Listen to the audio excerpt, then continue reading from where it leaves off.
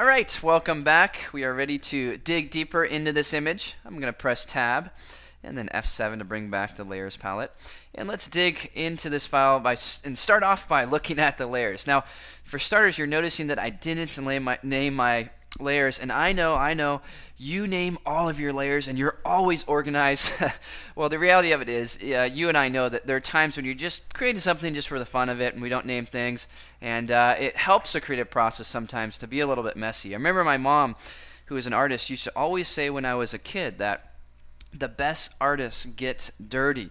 So anyway, here we have our layers, and I'm going to go ahead and Option Alt click the background layer. It's this concrete wall of this warehouse, and tend to like old concrete and distress things for some reason, especially when I'm trying to create something like this. I added some color, just color balance, reds and yellows.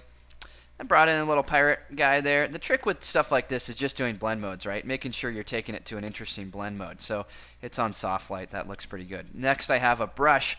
Well, how do you come up with cool brushes like that? I'll show you in a second. And then I have some copy that I brought in, just some different fonts, and then another brush down there, and then another one up here. Again, it's all about the blend mode in this case. If we take this to normal, so let's go ahead and do that, we can see that it's black, and that's not very interesting. How can I scroll through my blend modes? Well, press the V key, which is the move tool, and then hold down the Shift key and press plus or minus, and you can see I'm scrolling through my blend modes, and I'll do that until I get one that looks pretty good. I think overlay looks nice. If I want to lower the opacity, I simply press 7 on my keyboard. Notice it went down to the opacity of 70% or 60%. If I press a number twice, like 66% or 45%, I can do that as well. A single number will take you to 50, 60, 70, etc. percent. All right, well that looks pretty cool, except the color's a little bit muted. So I do a good old-fashioned S-curve just to boost contrast and color. I like that, except I lost some detail I wanted to bring back. So in this case, what I'm doing here is just doing some burning and dodging. The way that I'm doing that is I'm creating a layer, and let's just take this to a blend mode of normal so we can see what we have there that's white. And then I am masking certain parts of it off, so I only have white in a few little areas. And then I'm taking my blend mode to soft light. I do almost all of my burning and dodging, in this case dodging on that blend mode layer of soft light, because it gives me a lot of flexibility, and the mask allows me to dial in nice details here, and then of course I can do some stuff with my opacity to get in just the right spot.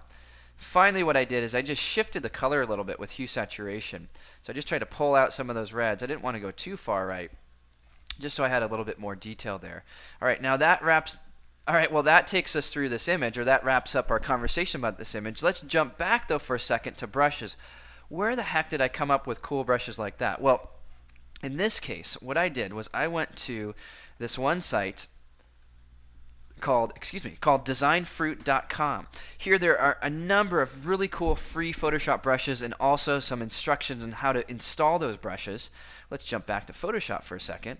Now in Photoshop, I'm going to grab my brush tool and then right click, and I can right click and access the different brushes that I have. I can also load new brushes. Let's say I want to add some to this one. I can append or just solely show those groups of brushes, or that set of brushes I should say.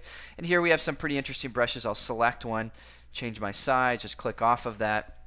Right bracket key will also increase the brush size. Now I need to create a new layer to add this detail to the image. I'm going to do that one of two ways. Shift Option Command N will give me a new layer. It won't give me the ability to name that layer. So if I need to be organized, I'm going to press Shift Command N, and then I'll call this one brush. What should we call that? Brush twist, I guess. Yeah, it's a little twisty thing, and then I can hit that. And in this case, green does not look very good, so perhaps I'll hit it. Let's hit Tab here, go back to my color picker, and black. I'll change my brush opacity mode to 100%, so I have a nice black brush stroke there.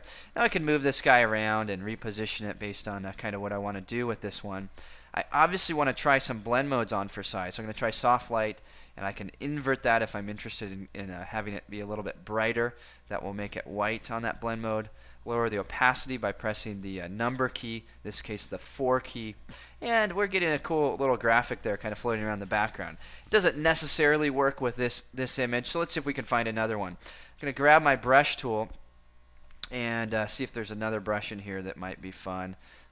We'll give this one a try. Click off of that, and create a new layer. Shift Option Command N. I'm not even able to name the layer in this case. And again, I'm going to bring that little brush into Photoshop, Command I to invert it, and then try on some blend modes for size. And with a lot of these things, with a graphic like this, overlay and soft light are going to be some really good blend modes. Hard light will be pretty nice as well. And again, you want to hit Command I to invert to see what it looks like if it goes a little bit darker or if it goes a little bit brighter.